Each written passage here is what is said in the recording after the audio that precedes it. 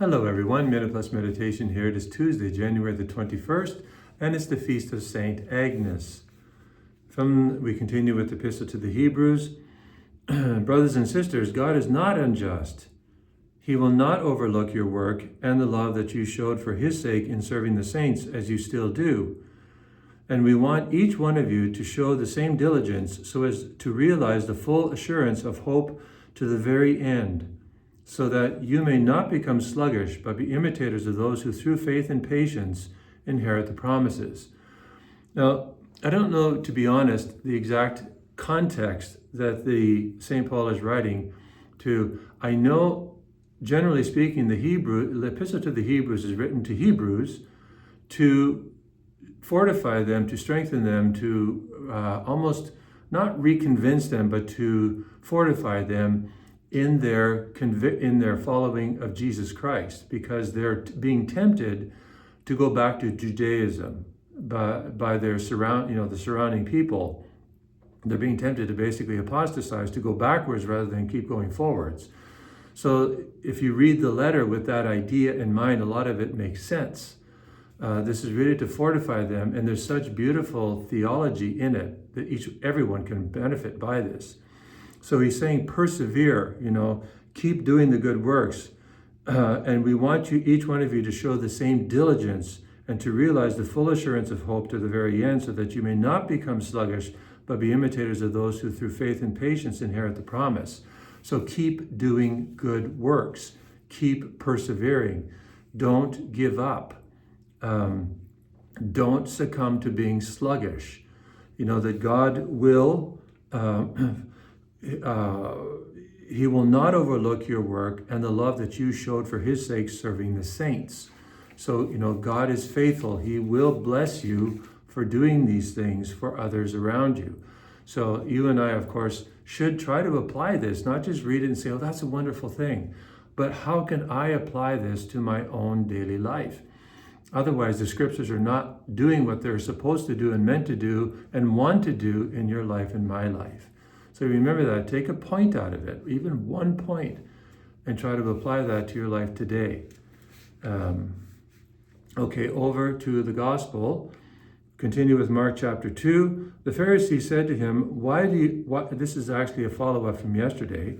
The Pharisees said to him, look, why are they doing what is not lawful on the Sabbath? His apostles are plucking the heads of grain. And Jesus comes back at them, and they had to know what he was saying. Did you ever read about David? He did what David did when he and his companions were hungry and in need of food. Okay, and then he tells them that David, ate the loaves because they were very, very hungry. But then it's this, he says. Then Jesus said to them, the Sabbath was made for people, for man, and not man for the Sabbath. So the Son of Man is Lord even of the Sabbath. Whoa! That was as we say today, a mic drop moment, or drop mic moment. They had to know what he was saying, but it's again, they're somehow prevented from the full impact of it.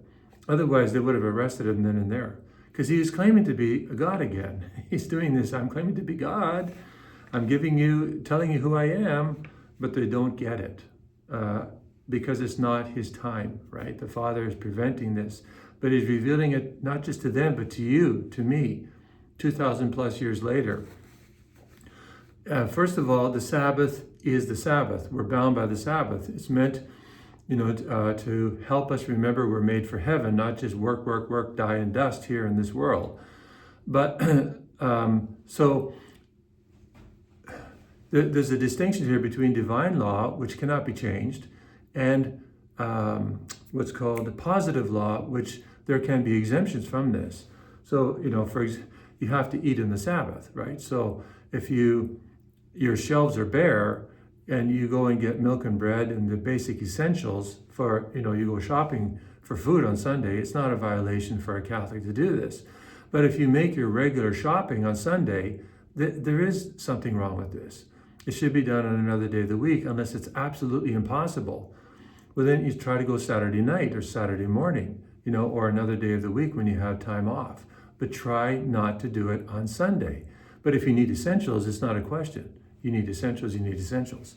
So we honor the Sabbath. This is something that we as Catholics really need to sort of rediscover and get back to, because remember, God actually had very severe penalties for those who broke the Sabbath, because otherwise everything's the same, right? And we're not distinct. We're not actually witnessing to the wonder of creation and the purpose of our existence. And it's not to be here in this world forever. It's to inherit the eternal Sabbath.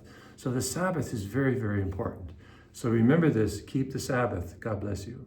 For us, of course, that's Sunday, because that's the Lord's day. That's the day of the resurrection. God bless you again.